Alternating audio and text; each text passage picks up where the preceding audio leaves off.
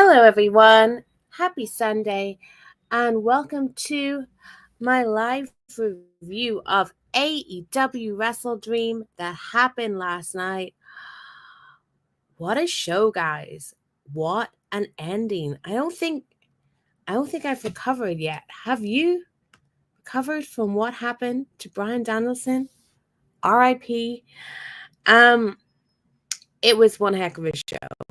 And we have a lot to talk about. I'm not even sure how I should tackle it, if I should start with the main event or make my way through this card. But yeah, I want to talk to you about my feelings on all the matches that we saw last night, as well as some other notes at the end if I can fit them in.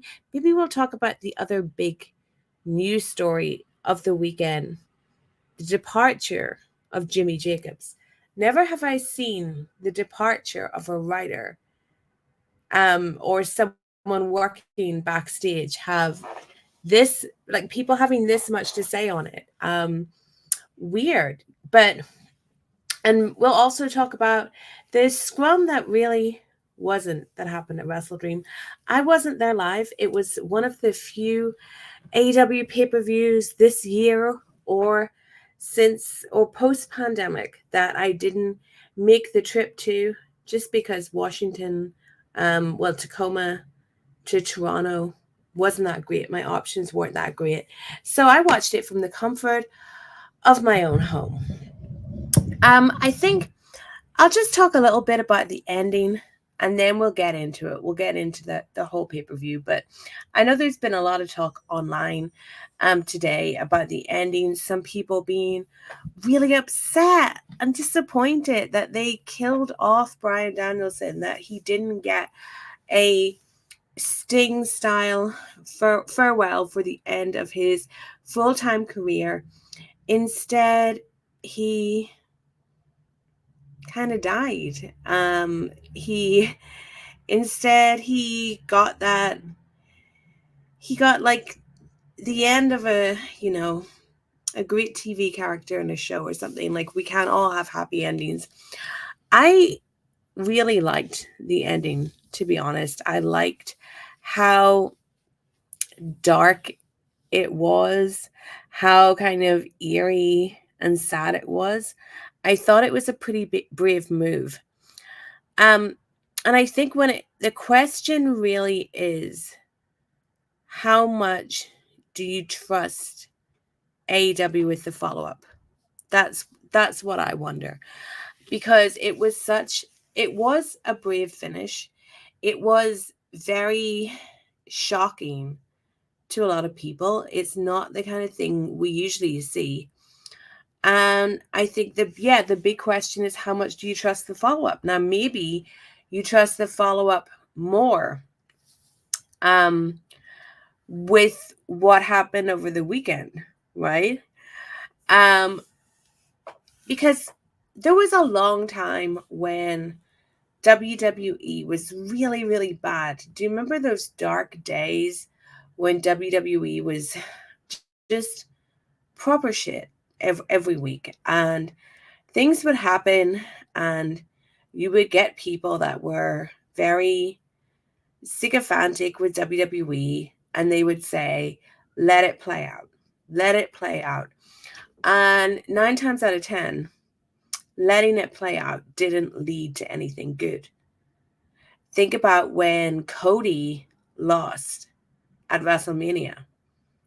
And a lot of people were very upset about that, because that was a bummer of an ending too. It wasn't as sad as this one, but that was a bad ending. And that one played out very well, because Cody got his big moment next year, and they got lucky with the great storyline of The Rock coming back and all that. But that was an instance where letting it play out actually worked. Now, you can debate whether they just got very lucky with some things that happened. But yeah, people used to say let it play out with WWE, and I feel like that's where we're at with AEW, because the booking's been very inconsistent. Their creative's not been very good recently. So you can't have that 100% faith that I would have had early on in the promotion. I don't feel that same faith, especially after the whole that I mention all the time, Tony taking the TK driver and the Elite storyline, which really just was a big swing that came to nothing.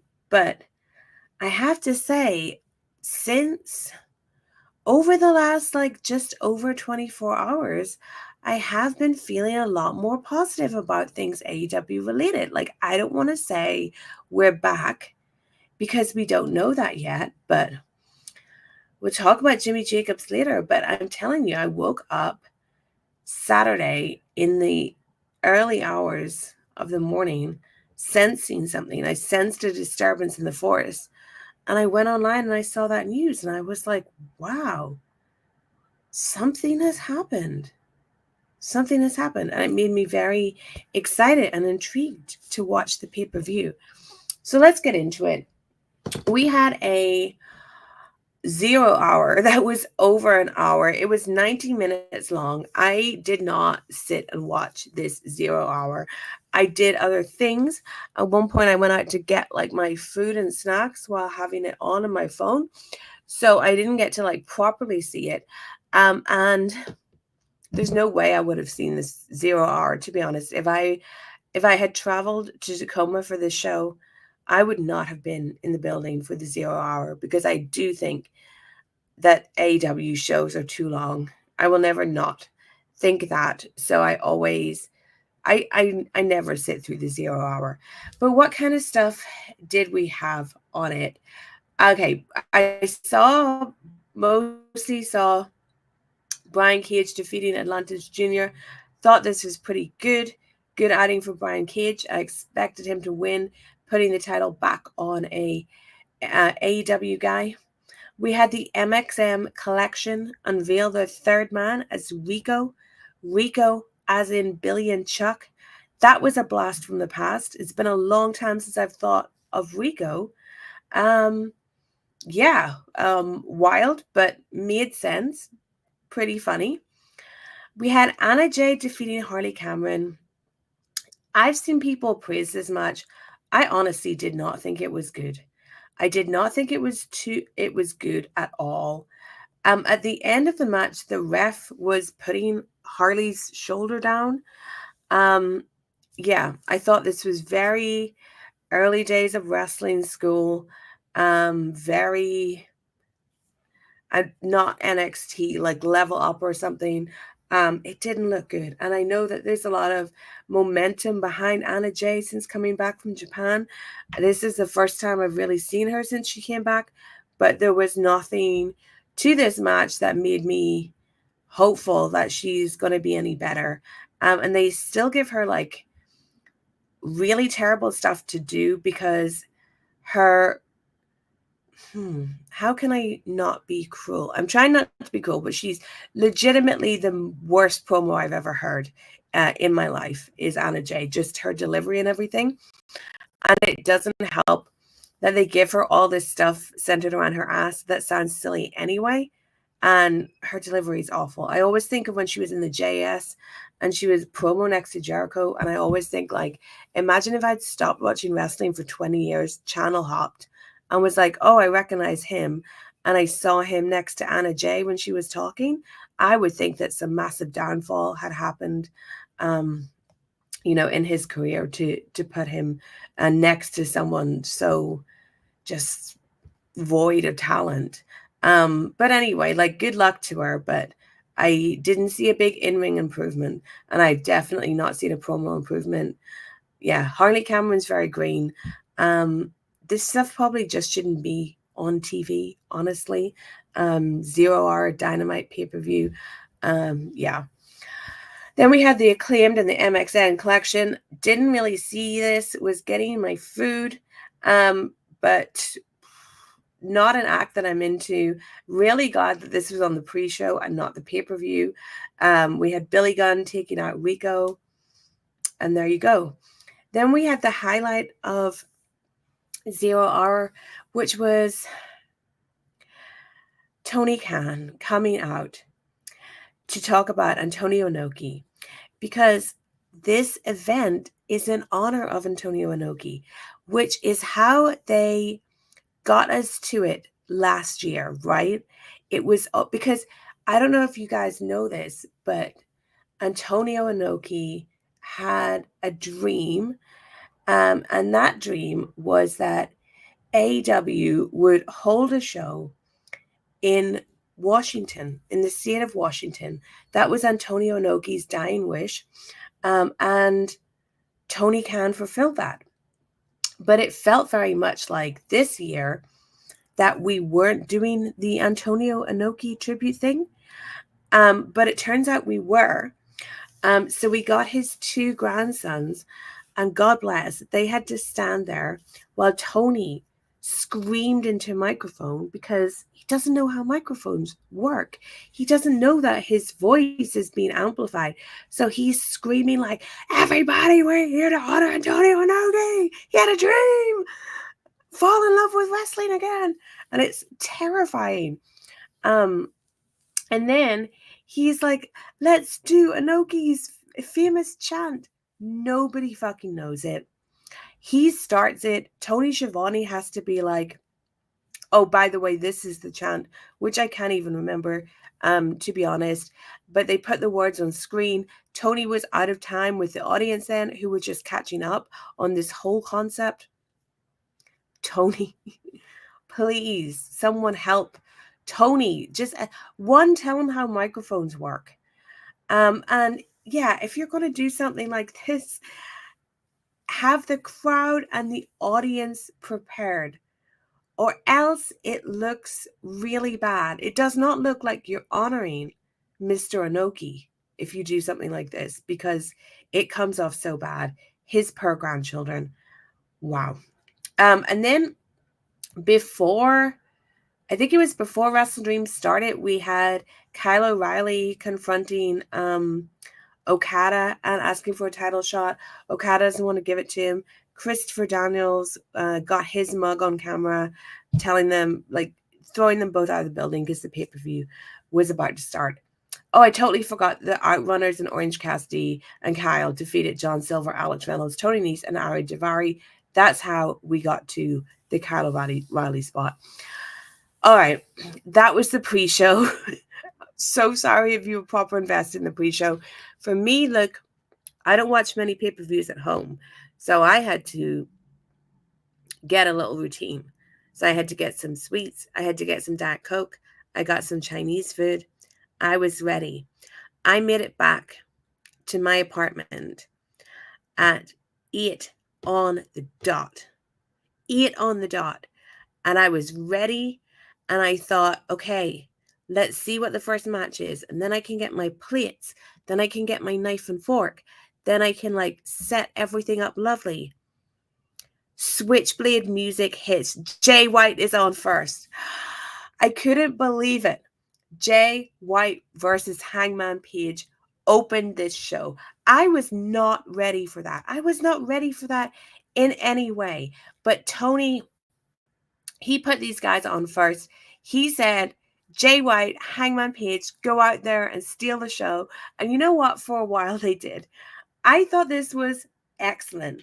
Now, I've had some problems with the build, of course, because I wanted more. I wanted more of the Hangman and the Switchblade interacting. I wanted them to promo back and forth. I wanted them to do all that wonderful stuff. And it's very odd seeing Jay as a face, because he's not a natural baby face. But I think he worked it really well in this match. My favorite part was when they were fighting on the ramp and Jay was like, ah! It was so good. It was so good. The ending, the thing about Jay White is you'll get people that don't like him for no reason. But one thing that everyone can admit he's great at is counters. So Paige goes for the buckshot lariat. Jay White counters it into the Blade Runner. And then we get the finish. Fantastic. I was so happy. I screamed. My cat woke up. She was not happy with me for making so much noise. But I had to. I was so excited that Jay won. And I always knew he was going to win because he needs it. Hangman's character is the bad take police are coming for me. I don't know if you can hear those sirens. Hangman is not himself right now. Hangman is not meant to be a bad guy. He's not meant to be a heel. And because he's so unhinged at the minute, I think he can take a loss because we can always blame it on these issues that he's having. Jay needed rehabilitation. He's been booked horribly. And I want to see him in the title picture. So a big win over Hangman Page is tremendous for him. So I was so happy. So happy. And if you were reading the reports that came out regarding Jimmy Jacobs, allegedly he was responsible for that absolute horrific Full Gear main event where they made Jay look like the weakest man in the world. So, how nice that he gets this great moment of rehabilitation. Let's go on to the title picture. But yeah, I thought it was a great match. It was my match of the night, okay? Maybe I'm just biased because it's my two favorite wrestlers in AEW, but it was my match of the night. I was really excited. Jay's performance was great. It showed me that he can be a babyface. He's always going to be a little heelish in it. He's not going to be like this nice, smiling, happy, all over good guy, but he can do it. And I thought the crowd really got behind him. It's always hard with Hangman because he is the main character. He is that day one guy. He has an incredible connection with the AEW fans. So there's always going to be people in the crowd that like don't play along and will cheer for Hangman. But Jay held his own very well, I think. So match of the night for me. I, of course, have my trusty Tim Hortons tea to get through this. Next up, we had Mariah May defeating Willow Nightingale. I thought this match was fine. Probably Mariah's best match in AEW, but I did prefer... No, I really preferred the match against Toni Storm at Wembley, even though that wasn't my favorite story. But I really thought Willow should have won here. Excuse me. I really do. With Willow is so popular. And she is the absolute ace of the division. Like what I was just saying about Anna Jay, right? Willow is so far ahead of someone like Anna Jay.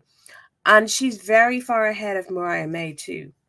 I think she's ahead of all the women, honestly, if you add together in-ring work, promo, character, and fan connection. And with Willow, because she's such a great babyface, I think they always just want to give her the chase, give her like a long chase. And I don't mean me, I mean quest for the title. And I think we're at this point with the women's division where I don't think the women's division is being booked very well at the minute. And the best thing you could do is actually put the top title on the best woman. Actually just put it on the best woman, and that's Willow. So I wanted Willow to win, and she didn't, and that was sad. Nigel McGuinness was doing some very Divas era Jerry Lawler commentary here, and I did joke on Twitter that if we have equality, then let my mom commentate Jim or Jay White matches.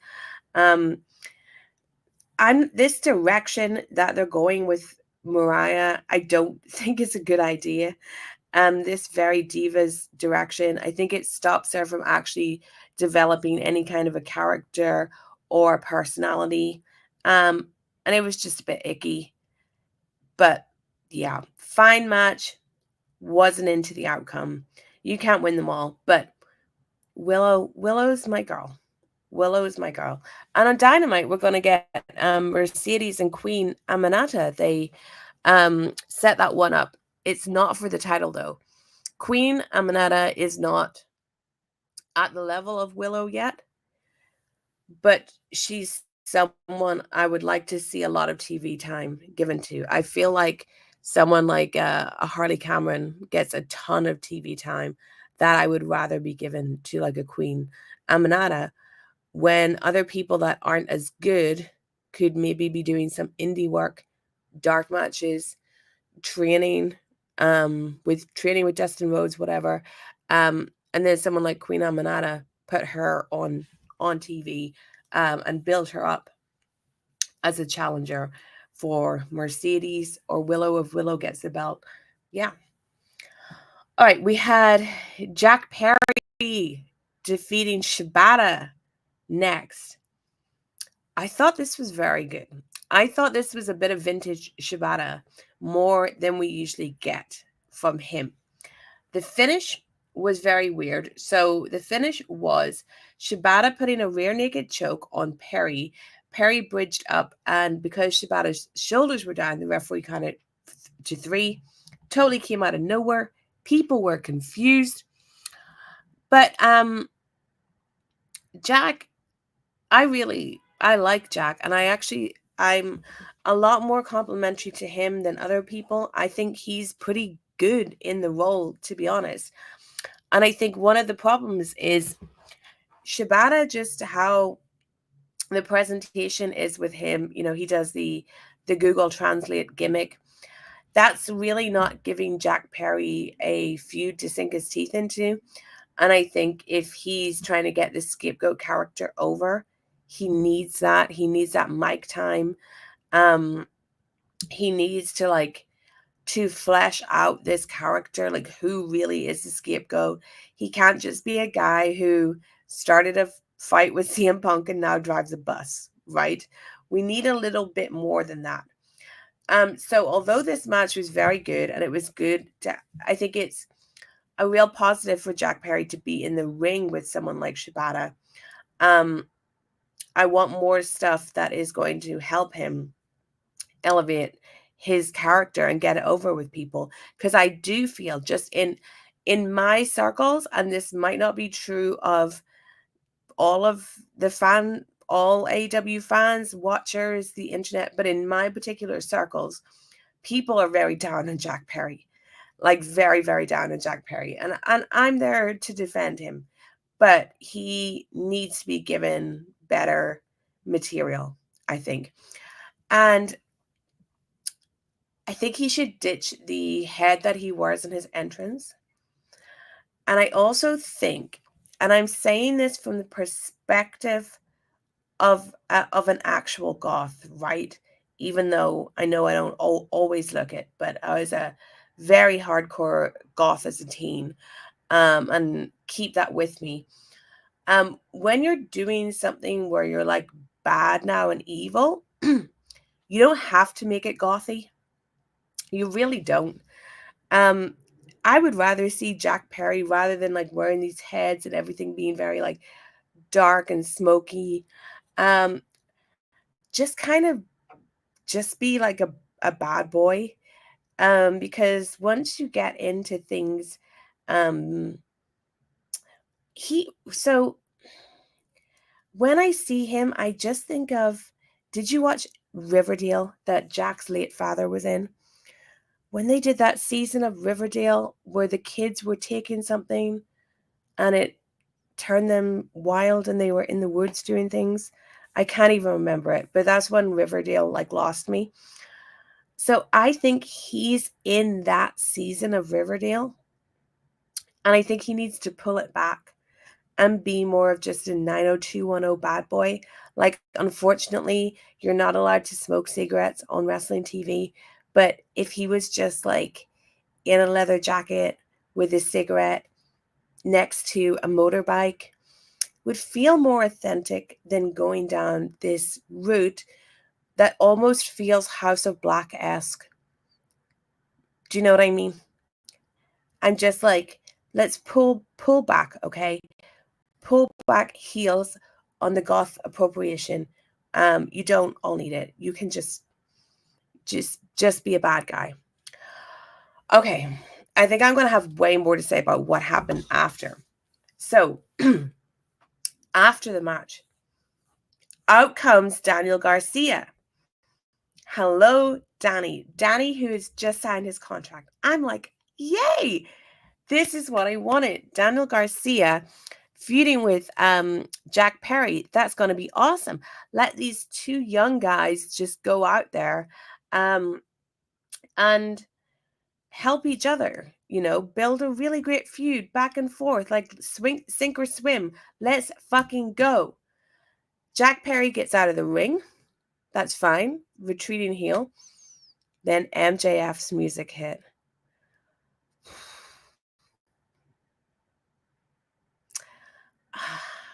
I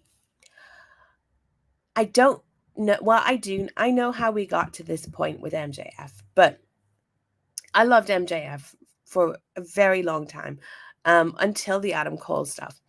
And when he was feuding with Cody, when he was feuding with Jericho, when he was feuding with CM Punk, if you told me at one point that one day you'll get to the point where you hear MJF's music and you like recoil, I would have said, no way.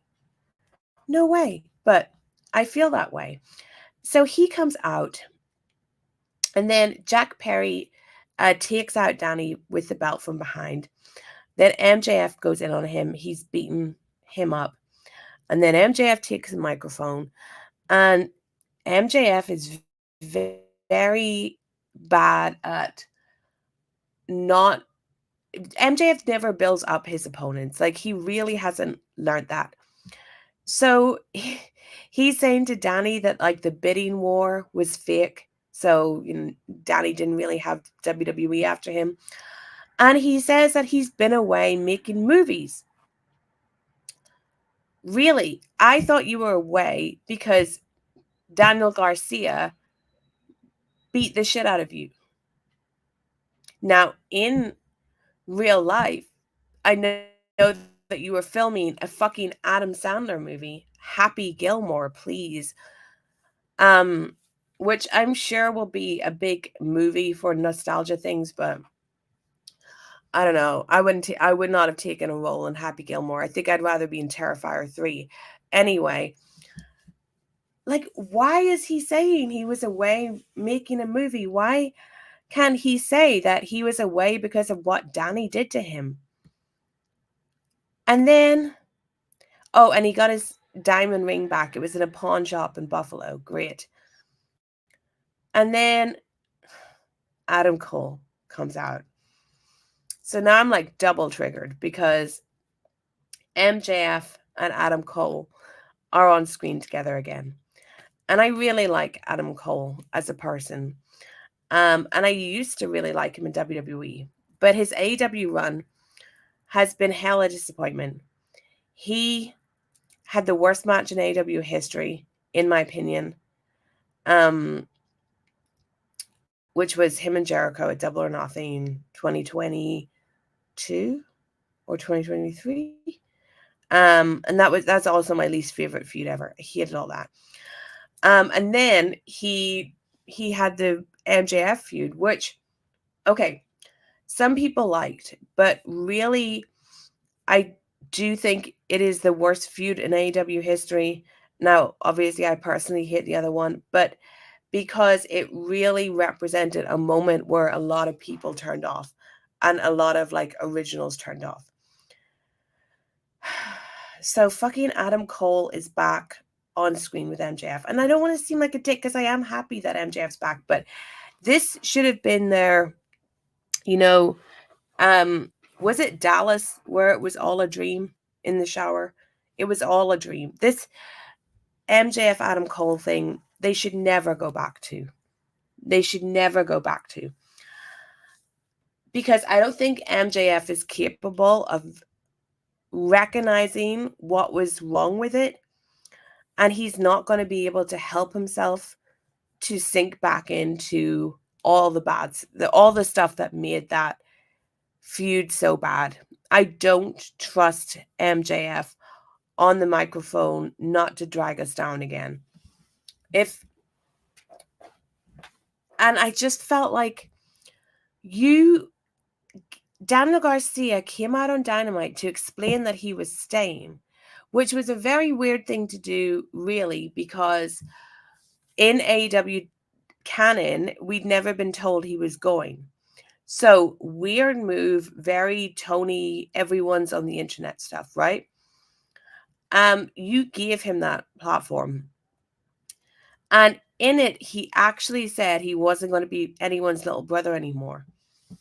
What are we on? 3 or 4 days later? And he's laid out with Adam Cole having to help him? Now, do I have faith that they're going to do great things for Danny?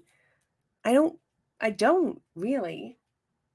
Just seeing what my cat was doing. I thought she was eating something, but she's on my PVC coat making ruffling noises. But yeah, it's going to be very hard for Danny. So I did not like this segment at all. I did not like it at all. If this segment had just been Jack Perry laying out Daniel Garcia, I would have had no problems setting up a feud. Excellent. But instead, MJF tore the poor boy down, and then Adam Cole had to pick him up. Not a good moment for Danny. This was one of my low points of the show, which I had been enjoying up until now. Okay. Next up, we had Takeshita defeating Ospreay and Ricochet. He's our new international champion. This match was wild. I absolutely loved it. It was so much fun. And that spot when Takeshita put Ricochet through the table was amazing. The finish of this was fuckery because for no real reason, 3-ways are no disqualification. So they really took advantage of this. So at one point, we have Ospreay going for the pin. I think it was Ospreay, right? And Don Callis just pulled the referee out. Don, of course, was in on commentary. Then Don Callis gets out the screwdriver. Ospreay blocks it. And then we have Kyle Fletcher running out. And he hits Ospreay with the screwdriver. So heel turn. And then Takeshita hit the power driver knee. And he won. And then post-match, we had Fletcher hitting the Tiger Driver 93 onto Ospreay. Takeshita walks off with Callis. I didn't like the ending. I didn't like the fuckery. I'm very done with Ospreay and the Callis family, but I guess it's got to continue because of Kyle. And I'm sure Ospreay will put Kyle over huge because they're such close friends. But whatever I thought was bad here, what outweighed it was how happy I was to see Takeshita win a title. And the reactions that Takeshita got in this match showed me that he should have broken away from the Don Callis family because people really like Takeshita. They really want good things for him. It was evident in that multi-man match at Forbidden Door. I think it was Forbidden Door. I was there when the crowd were fully behind Takeshita. I would have broken him away from the Callis family. But I feel like they felt they couldn't because Callis didn't have a centerpiece. But I'm not a fan of Don Callis at all. His presence on TV, everything. I think a lot of people aren't fans of Don Callis. I think it's more than just he gets heel heat. I think he gets like real heat. But I'm really happy for Takeshita. He's someone that I would pull way up. I'd position him very high in the company. Very, very high in the company. So, great result. Kyle Fletcher. It's a wild look that Kyle Fletcher has now. He looks nothing like he did back in when I worked with him in Rev Pro. He looks nothing like he did back then. He's transformed himself. And it's very jarring. He's one of those, I don't want to sound like an old woman, but he's one of those young people that's done modified themselves a lot very quickly, you know. And I'm like, wow, you really did it all at once. But Kyle is a great talent. He has Osprey behind him. I think the company's behind him. I see big things for him. But my biggest takeaway was congratulations to Takeshita, who has one heck of a look. Like the outfits, just what he does with his eyes are so expressive. Takeshita's the man. Wow. Imagine if the top 3 wrestlers in AEW, now that Bryan's gone, were Takeshita, Jay White, and Hangman Page. No, top 4, and Swerve Strickland. Imagine if like all the stuff we didn't like was like gone, and those 4 were just like every week it was just those 4. And Osprey. Okay, look, there's more people I'd keep, but I'm just saying, as a row of like top guys, that would be amazing. We had this really weird bit backstage where Jerry Lynn, who was never known as a promo guy and still isn't one.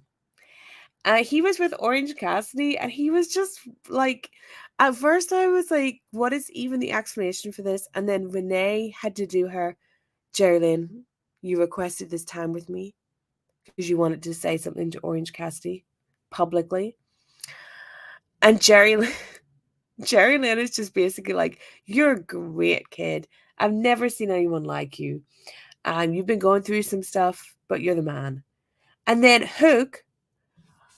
So the last time we saw Hook, he was in Spokane looking to be approached by the man who attacked his father. He was hanging out, waiting for someone to come up to him and say, I did it. Well, he finally left Spokane, and he must be hanging around backstage at WrestleDream, waiting for someone to tell him they attacked Taz. So Hook, another great talker there with Jerry Lynn.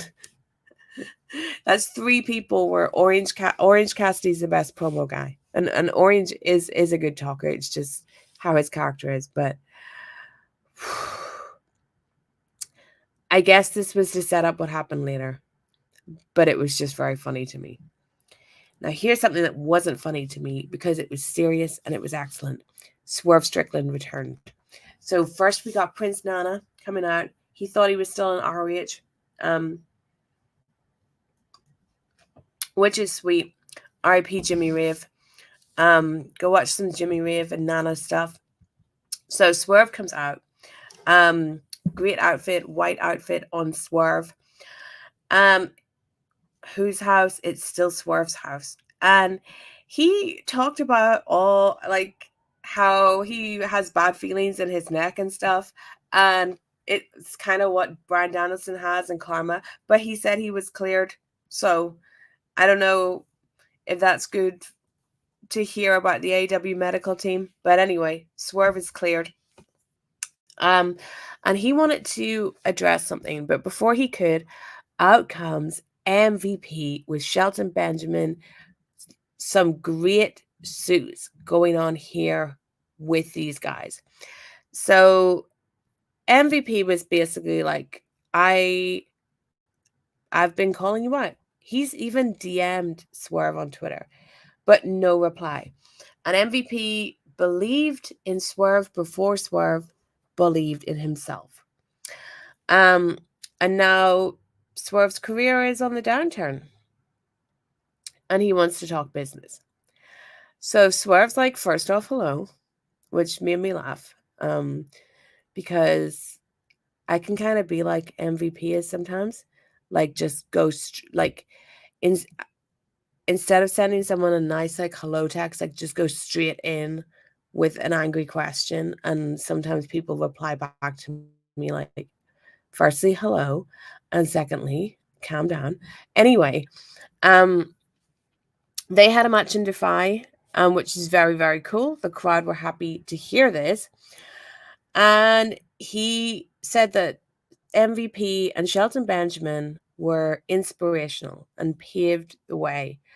for black wrestlers. And then he had to talk about Prince Nana.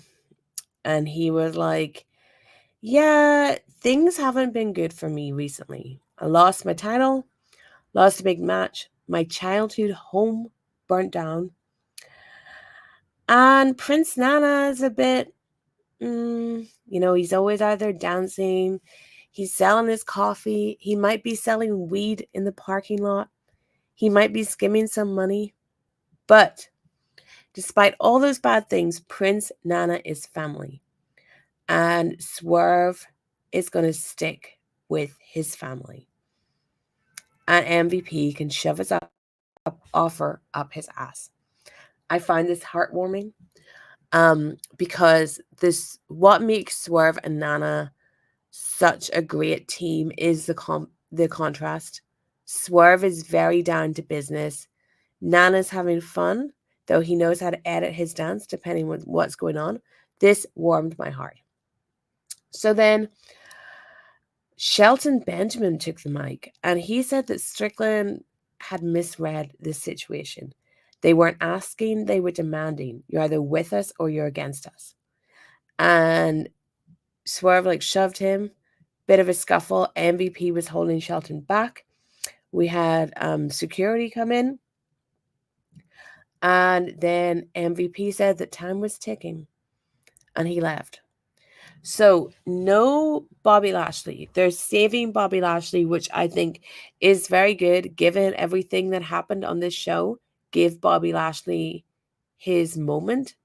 You want him to, whenever Bobby Lashley appears, that has to be the biggest talking point of the night, whenever it is. So maybe he's best off appearing on a Dynamite, to be honest. But this segment was so great. You have Swerve here, he's a young guy. He's the next generation, right? Well, he's the current generation. And he paid respects to MVP and Shelton Benjamin for paving the way. And he thought about, how great it would be if he joined with them. They could be so powerful. But he has loyalty to Prince Nana. And Prince Nana isn't the most reliable guy or the savviest guy, but he's family. And Swerve chose family. And I thought Shelton saying, if you're not with us, you're against us, that was really, really great. And that duo of Shelton and MVP came off so strong. And what makes it even better is that we all know who's coming. And I just think this is a really great story they can tell. And I think Swerve is up for the task of telling very serious stories. I always think of how his feud with Hangman Page started, where he told Page that Page was always getting opportunities. And, the character of Hangman Page has all these difficulties. And in reality, he will disappear for a while at some points. And as a character, we've seen him go through anxiety, mental health struggles, alcoholism, and all that.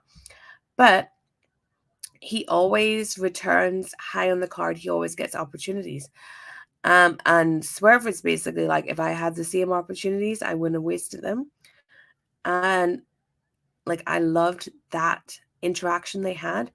And then the storyline between Swerve and Paige moved into different things, with Swerve breaking into Paige's house, which in retrospect was a fine story beat because of all the great stuff we got.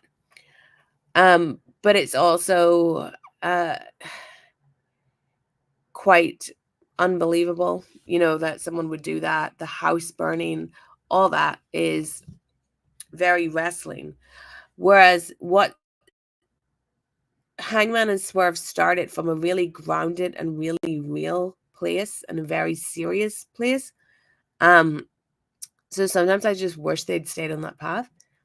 But I just felt here with MVP, Shelton, the incoming Bobby Lashley, and whoever else they asked to join this group, because I think MVP approached Lio Rush like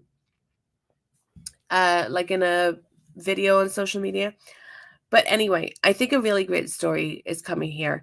And I think it's really good for Swerve because the title picture right now is tied up with other stuff. So Swerve has to get another top line storyline like he had with Hangman that doesn't involve the title. I think it could really be this with MVP, Shelton, and Lashley because they're going to put some real work into it. All right, next we have a 2 out of 3 falls match where Hologram defeated the Beast Mortals. This was fun, but I, as someone that thinks the shows are too long, wouldn't have put this in the show. I know they're trying to build up Hologram. I know people love the Beast Mortals, but I don't think we needed them to have a 2 out of 3 falls where Hologram dropped a fall, the undefeated Hologram, on a pay-per-view that is so stacked. If this had been the opener to hype everyone up, I would have given it a pass. But at this time of the night, and after the Swerve segment being so good, I was kind of ready for some more meaningful action. And because there's no real storyline here, it's more, this is like a showcase match for these two guys to say, hey, AEW has great luchadors. We're building up Hologram. We're building up Beast Mortals.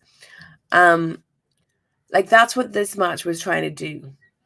And I think after how good the show had been so far and that Swerve segment, I wanted some like storyline, sink my teeth into, let's fucking go AEW storytelling stuff. And for me, this was a match where I was kind of felt like I was doing other things. I was doing a lot of scrolling, painting my nails, honestly. You know, it was like that lag.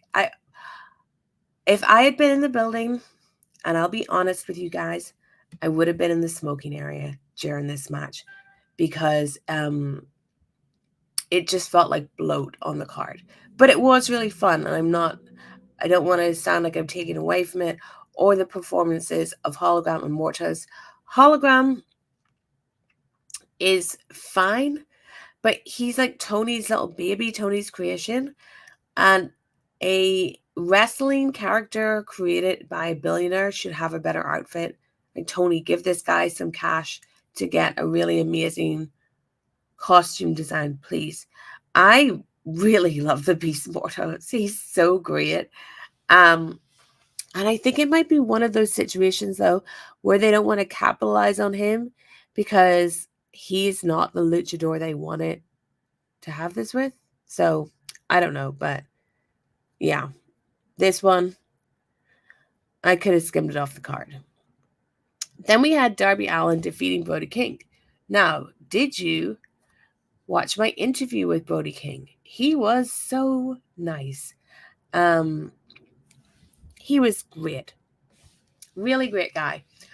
This match was just crazy. As you know, the two of them would be. We got a coffin drop from Darby onto the steps. And in the end, there was a handshake. I don't think this was one of Darby's best matches. I don't think it was the best we've seen between these two.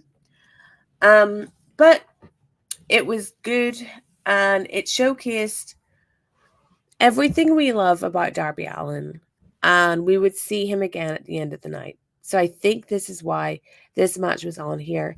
And I guess he needed a victory to rebuild himself after losing to Moxley. Brody King needs to be a singles wrestler.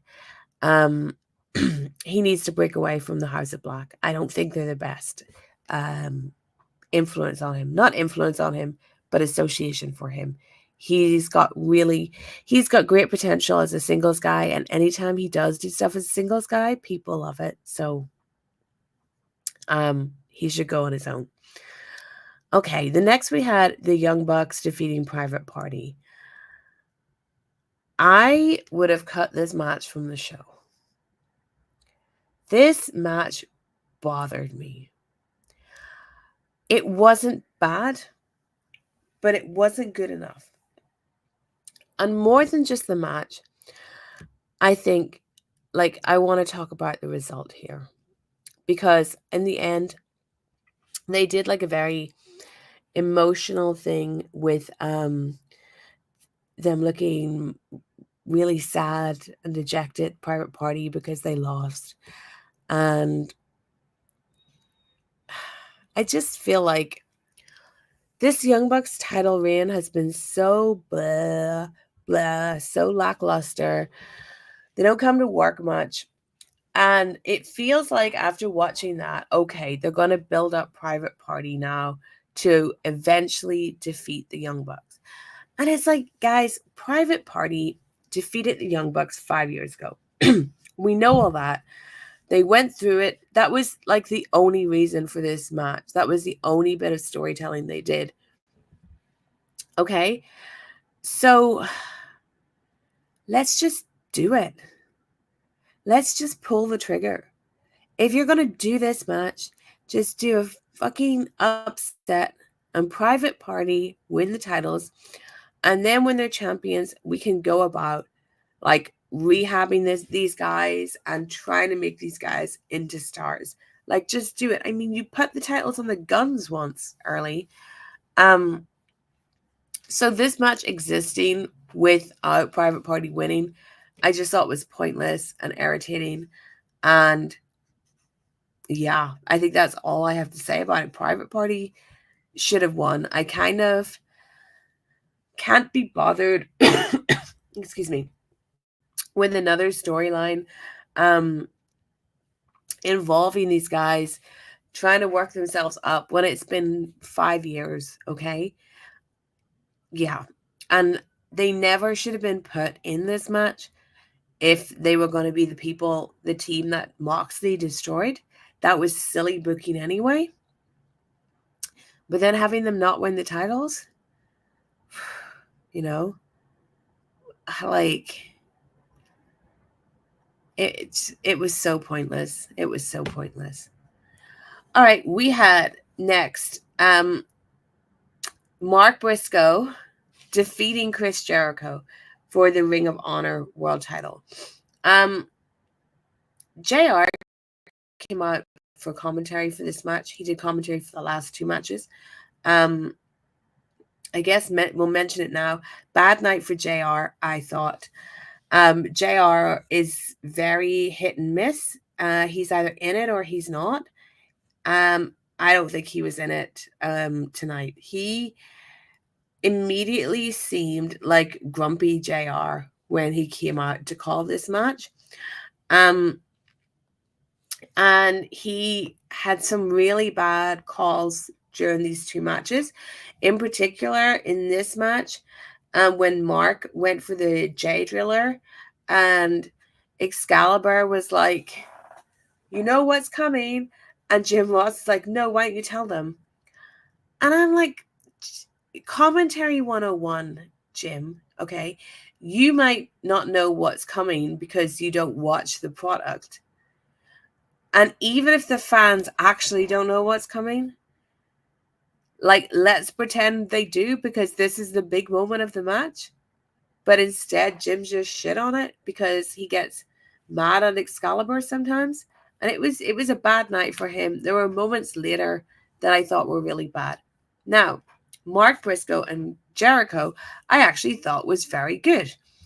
I thought it was a really good performance from Jericho, very good performance from Mark as well. I don't think this match was earned because it was built off Jericho's comments about Jay Briscoe, which I said at the time felt a little bit out of nowhere for shock value, and it just didn't feel like the right time of place to do this. And that was not me being against the mentioning of Mark's dead brother, because That's not something I'm sensitive to. I know some people are sensitive to these things being used. And if you are, fair enough. I'm not. But I just didn't think this was in the time or place. I feel more like if you were going to do the first mention of Jay Briscoe like that, um, I would have done it when I was a couple of weeks into a feud and the heel had kind of been pushed to his limit, or really wanted to push Mark, but it just felt like what it probably was, like Jericho using this to drag seriousness out of Mark Briscoe. So the match didn't feel earned to me. It didn't feel like they earned this pay-per-view match, but the match itself was really good. Though I do think it was, what I'm trying to say about the Jay stuff not working, that to me was very evident on commentary. There was just a lot of talk about Jay that felt too much and really overdoing it. And it verged on icky sometimes. But yeah, the match was good. I do think though, with we're kind of at the point where we know all Jericho's tricks. So, he hits the Judas effect. And then he hits the J driller. So we can all think, oh no, he's gonna win. But actually Mark kicks out of that. But it just feels like something he's done so often that it's not that clever anymore, because you could telegraph him not winning on that easier than him winning on that at this point. I thought there was a very good code breaker early on, and another good code breaker later when Mark went for the Froggy Bro. However, yes, good match. I thought one of Jericho's better recent outings. I don't know where he goes from here, whether he continues this or not, because the conglomeration feel like they're not doing things together anymore, feel like they're doing it separately. If he walks into a feud with Rocky Romero, that will be that will be a drop, really. But I have no idea what he's up to next. Hopefully not Jay White. God, can you imagine? Oh my gosh, hopefully not. But yeah, good match. All right, we're into the actual main event to talk a little bit about the match. Jon Moxley comes out. He goes to the crowd. Marina Shafir looks like the coolest, most badass woman you've ever seen. I love her. Then we have Bryan Danielson, who looks very sad, coming out to the final countdown. And just as he's about to do his final countdown spot, Moxley attacks him. So then we get them fighting while the final countdown plays. And this was absolutely epic. I love this. Very like Anarchy in the Arena, of course. It was so cool. That is how Tony Khan flashes his wealth, He dresses stealth wealth, but when he wants to tell you he's rich, he just plays Europe over and over again. I loved that. I thought it was so cool. The match itself, I thought, was pretty good. Nowhere near Danielson's best work, but I don't think it was ever going to be, considering the character that Moxley is playing. So the ending comes when, after Danielson, he actually spits on Moxley and slaps him. Moxley gets a gotch-style pile driver and then the rear naked choke. And Danielson, he doesn't quit, but he just fades out. Bryce Wimsberg has to sadly be like, it's over, guys. He calls for the bell. And then we have Marina, who is kicked out, come back. And Pac and Claudio.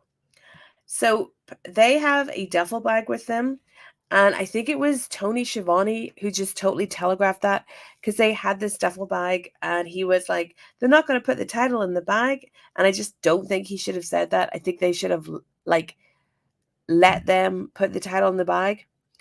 And I think the commentary was trying to do too much of a, what can this mean stuff, when I think that should have just been left for us to see them putting the title in the bag. Because why did they put the world title in the bag? Did they put it in the bag because it's meaningless? Did they put it in the bag because they're going to deliver it to someone else? Did they put it in the bag just because they don't want to walk home carrying a big gold belt and someone might rob them?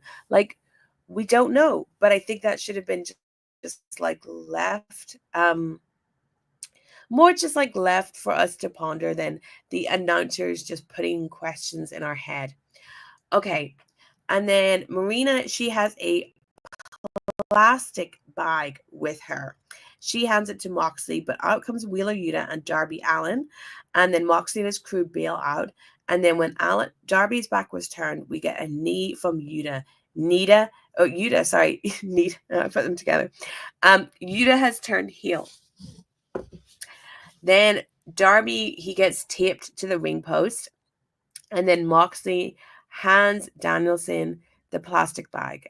Moxley hands Yuta the plastic bag. He puts it over Danielson's head. Danielson is fighting for his life. And Yuta is like telling him to stop moving. Then we have all the baby faces come out. Private Party, Jeff Jarrett. JR goes, not Jeff Jarrett. Another just bad commentary moment. JR also says that it took them, like, why did it take them so long? JR is either like does amazing calls or he acts like he's never called a wrestling match before. Like, there's no in between. Then they put the chair around Danielson's neck. Claudio stomps on it.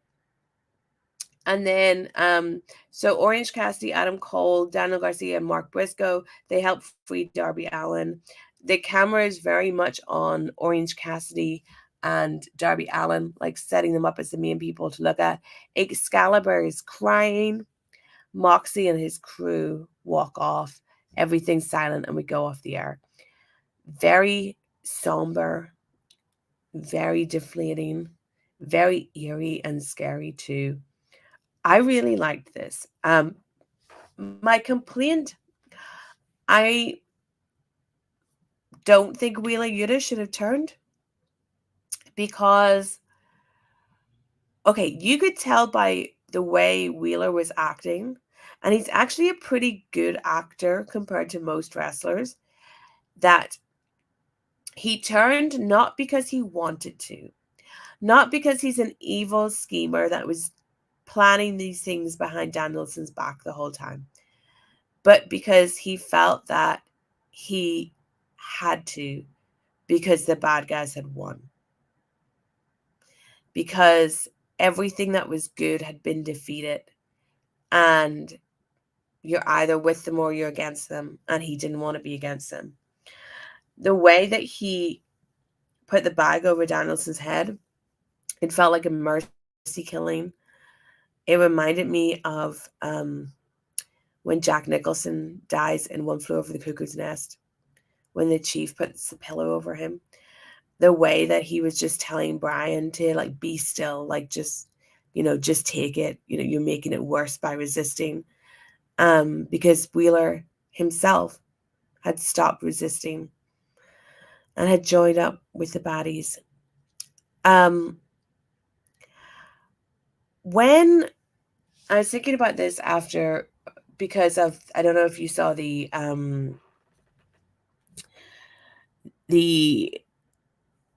prediction show I did with Wade Keller and Eric Kroll, where they were talking about the All Out, what happened at All Out, the plastic bag, seeing it All Out, and that the problem with it was that there was nowhere left to go. Like, where do you go beyond that? They started so high that everything after it seemed like wasn't as violent, wasn't as impactful. And I'm watching this going, this is where you go after it, right? Because you had the big Moxley putting the plastic bag on Danielson, absolutely shocking. And I think the only escalation after the proper escalation after that is because, like, you can't actually murder the guy, you can't like shoot him or something like that, right? And a good escalation was Wheeler Yuta doing it, because Bryan's best friend, Jon Moxley, turned on him, tried to suffocate him with a plastic bag.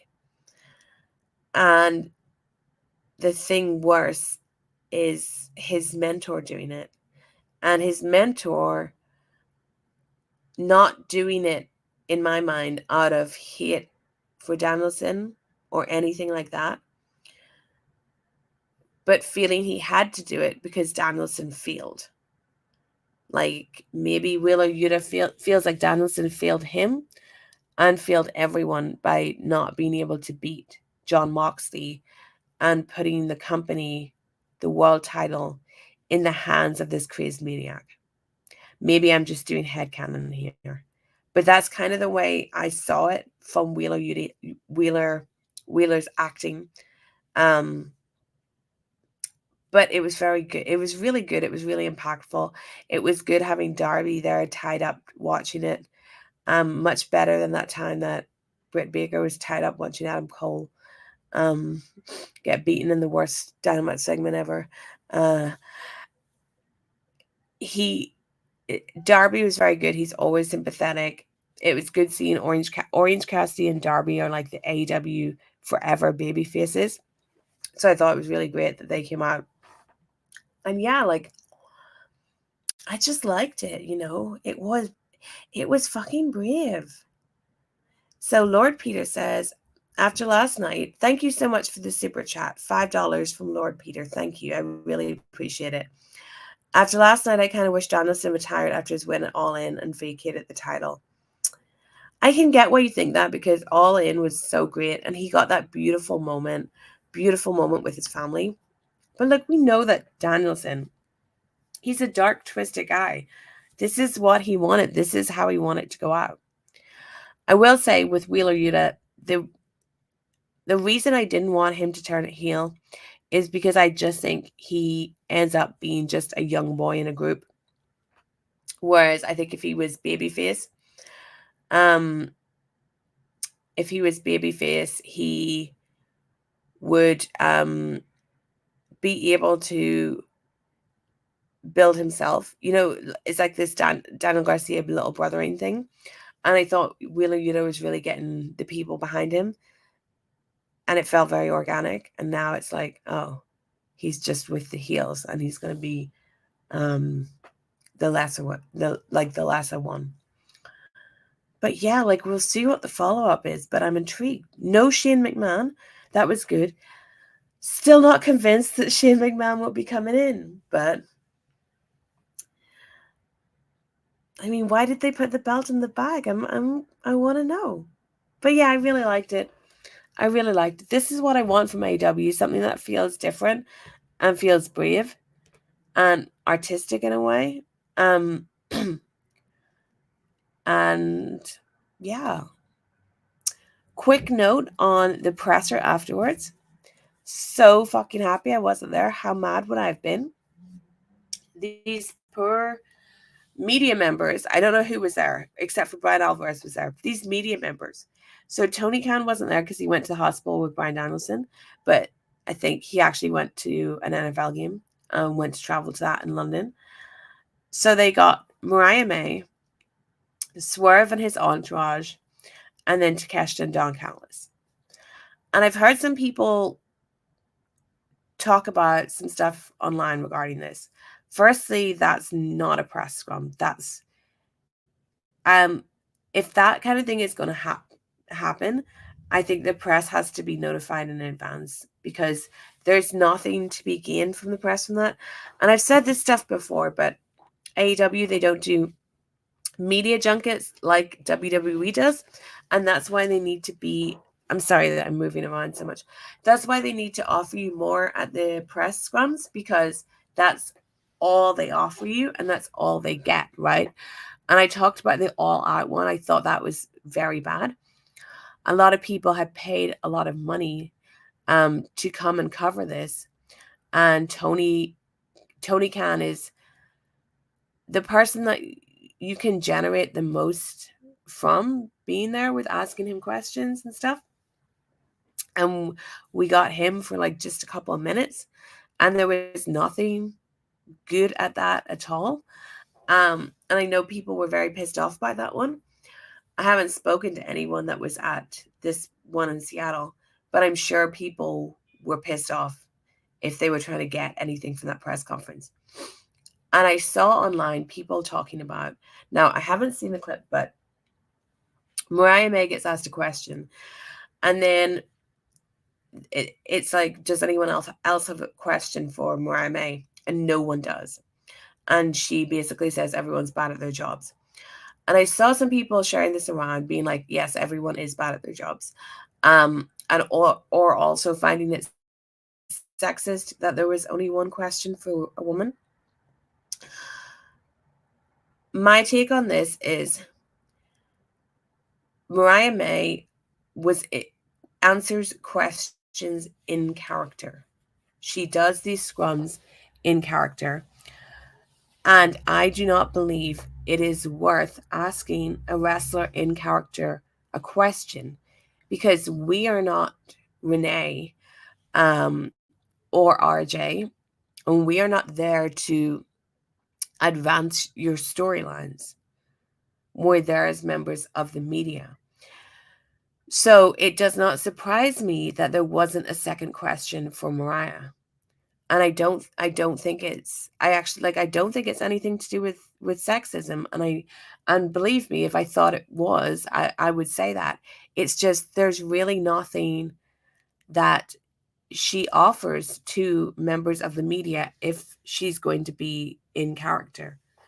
Like, people were saying, oh, someone could have asked her about Mina Shirakawa going and like teaming with Toni Storm or something. That's a storyline thing that you'll get a storyline answer for. Renee could ask her that on a post show. It's not for a press scrum. It's not.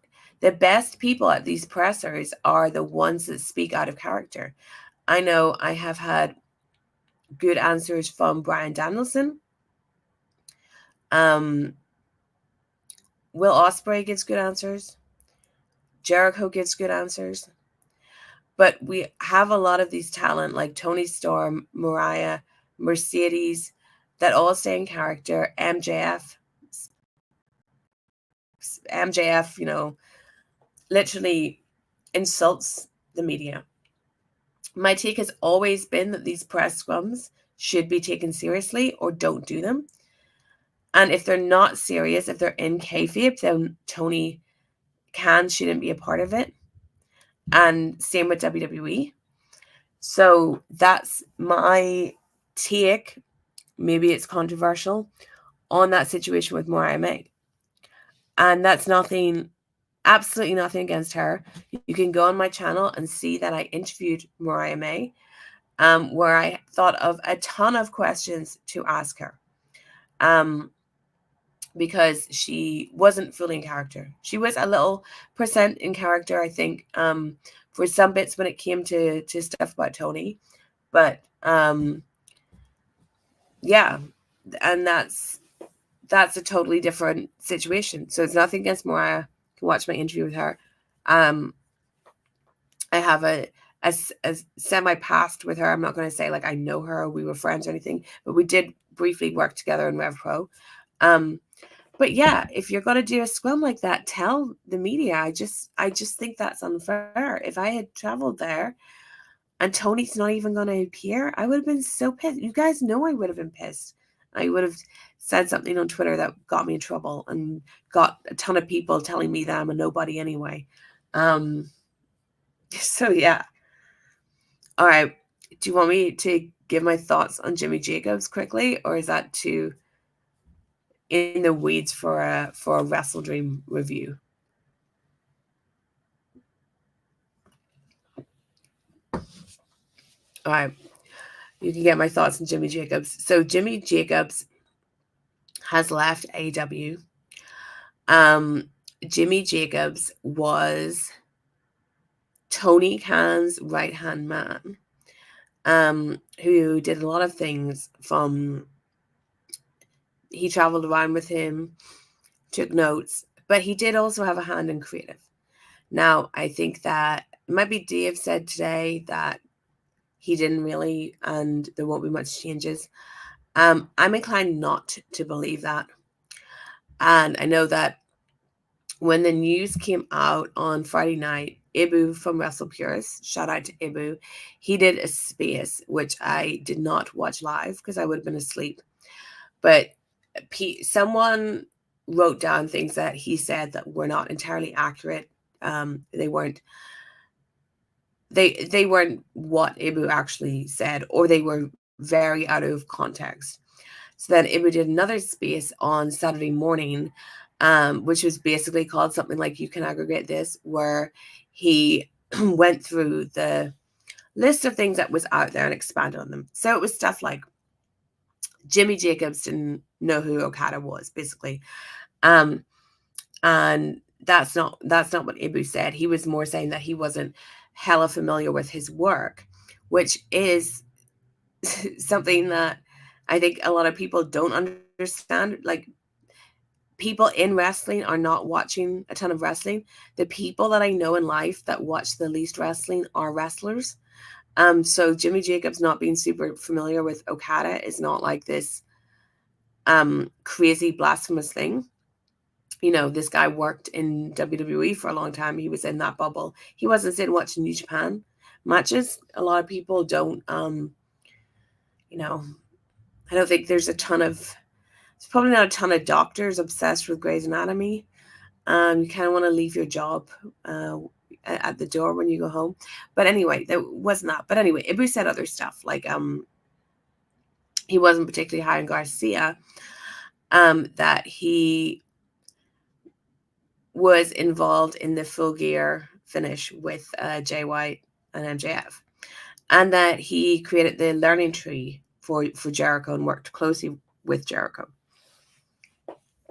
So for a lot of people online, because of Jimmy Jacobs' past in WWE, the creative he did there, and in TNA, in certain circles, Jimmy Jacobs was shorthand for anything in AEW that was seen as to WWE, or like I sometimes call it, silly Billy stuff, to WWE, and I would say against the ethos of AEW, or what people thought AEW was going to be or meant to be.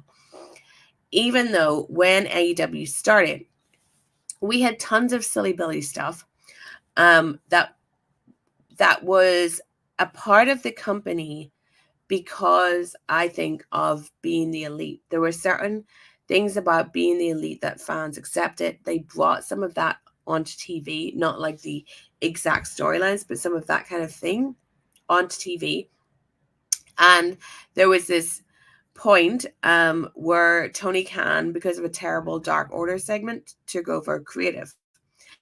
And then we've seen the WWE-ness creep into AEW, and we all have different points of where it started. I'm trying to get when Jimmy Jacobs was actually hired by AEW, because I think the WWE creepiness came before Jimmy Jacobs was hired, but he may have exacerbated it. So he was Tony's right-hand man from 2023. So he hasn't even been there that long.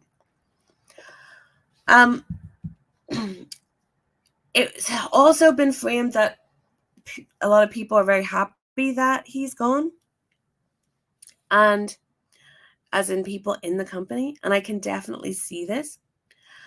Now, I don't want to say that I'm happy he's gone, because I don't know the guy and I don't know exactly what he was responsible for. I will say, if I look at, or if I listen to what Ibu was saying, and I take that as gospel, then I guess I would be happy that he's gone, because that is a lot of stuff that I really didn't like.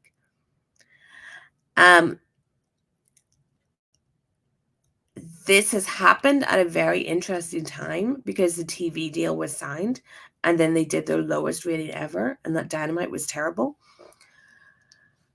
I think within the company, because you will hear that a lot of people are happy that Jimmy's gone. Not everyone is happy. Not everyone is happy that Jimmy is gone, because there were a lot of people that worked with him closely who really liked him. A lot of bad stuff gets blamed on Jericho, who worked a lot with Jimmy Jacobs in WWE and in AEW, but it was Bryan Danielson who brought Jimmy in to AEW. But Jimmy Jacobs did work with Jericho a lot in AEW. And if you don't like the learning tree stuff, you might be happy that Jimmy's gone.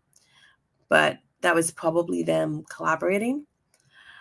I think that the people that are happy he's gone, I would speculate that they are a lot of the younger wrestlers who are young enough and wide-eyed enough to still be like fans, and who understand the feeling when AEW launched, if you know what I mean.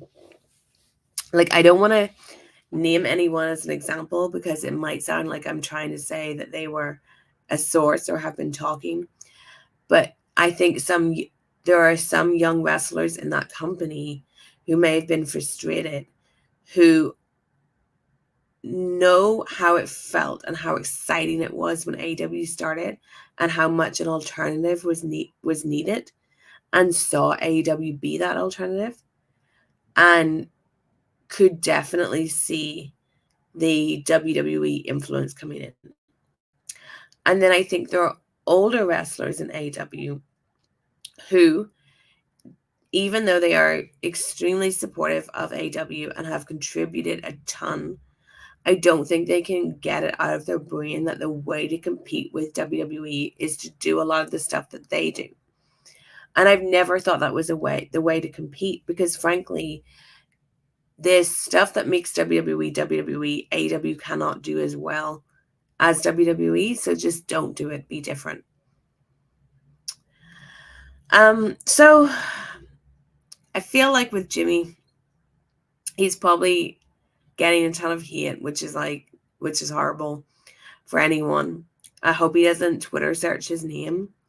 He did become shorthand for everything that was bad in AEW, but Tony Khan put it all on TV, and I tell you guys that every week when there's certain wrestlers that get complained about, that no matter whatever you think of them, these wrestlers aren't blackmailing Tony Khan or holding him hostage. Like, he's putting them on TV, and maybe he says yes to too many ideas that he shouldn't have. So the buck stops with Tony, and Tony set himself up for it to be like that. He wanted to be the person where the buck stops with him, and he said that about himself. I think there's other people working in AEW right now creatively who are also to WWE pilled. So the removal of this one guy is not going to bring us back. It's not going to bring the feeling back, right? It's not going to erase the brochacho stuff. It's not going to erase the learning tree if you want that erased. It's probably not going to erase some of the very Divas era-esque women stuff. But I do think that this is the first time since that moment when Tony took the book after the Dark Order segment, this is the first time that I've felt like Tony has taken action when something has happened. Like that Tony's had like a come to Jesus moment. I feel like that's the first time that this has happened in 5 years. I think that's a positive step. And Jimmy Jacobs, I guess he was burnt out and they mutually decided to part ways. And that's also good too, because this job of writing weekly TV, 5 hours of TV a week, is very tough. And people should be allowed to say, hey, I think I've given everything I can for the time being. No one has to be fired. Nothing has to be ugly. But if we can just have those conversations of because of when you're in a creative industry, because I mean, even as a writer, I get burnt out. I'm writing a book right now and I can go and go and go. And then I'll have burnout. And that happens to musicians, happens to actors, everything. So be allowed to take that time. I do think this is a positive thing, though. It's a big change, and it's something I didn't think would happen. But I think what I'm trying to say is Jimmy Jacobs is not the cause for everything that might be bothering you about AEW. And he might not have done half the things that you think he did. And things aren't going to change overnight. But it feels like something could change. Like Fernando says here, I watched AEW because it's an alternative to WWE. Yes. And they should never forget that they're an alternative. And it was unfortunate for them that WWE got good again. Now, you might think watching this stream as an AEW fan, but WWE isn't good, right? And fair enough, it's not for you. But for a lot of for the type of person that had that connection to WWE where they were always going to go back when it got good, it wasn't good, and it is now. So AEW have to continue being the alternative and to remember what makes them special and not do WWE stuff. I've never been into comedy and things in wrestling. It's not my bag. I do think wrestlers aren't funny, but I know that's an extreme take. But yeah, that's never been my thing. But I'm feeling really positive. I really am. Because I was feeling super positive after All In, All Out, because it was such a good double bill of triumph and tragedy. It was so cool. And then they really let me down in the TV after that. There was a lot of just utter dog shit segments. They were trying to do too much at once with Grand Slam, with the anniversary, with this show. But now that they've taken that big swing of that ending with the pay-per-view, I want to see some really good TV and really good creative after it. So, farewell to Jimmy Jacobs. He feels like he'd be a good fit in TNA. He does. He does. But anyway, I hope he's well. I do. All right, guys. Thank you for joining me on a Sunday night to review WrestleDream. Oh my God, an hour and a half. I talk way too much. I'm sorry, but I always have a lot of feelings I need to get out. I have a lot. I can't tell my cat everything. Sometimes I have to talk on the internet to no one in particular about this stuff. When will I be back? I will be back on Thursday for the review of AEW Dynamite. I'm just really wondering, and I would like your feedback. I'll do another poll. If you prefer 8 p.m. as a time as opposed to 11:30 a.m. /12. Do you prefer me morning or night? Because I cannot stream between 1 Eastern and 8 Eastern. So would you rather have me before that window or after that window? What's the best time for you guys to watch me? I would like to know the answer to that.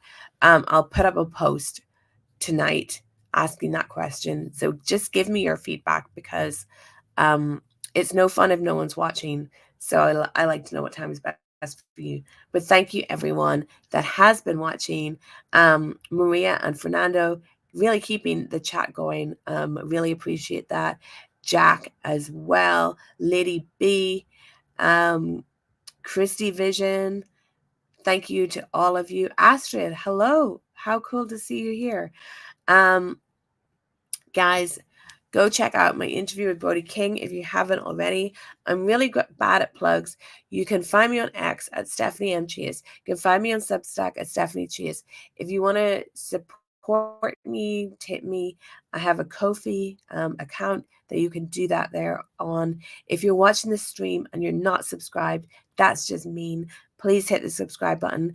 Give this a thumbs up as well, and just leave a comment. Even if you just say hi, it really helps my engagement. And of course, join me on Thursday. Have a great week, everyone. Enjoy pro wrestling. I will see you next time. Bye.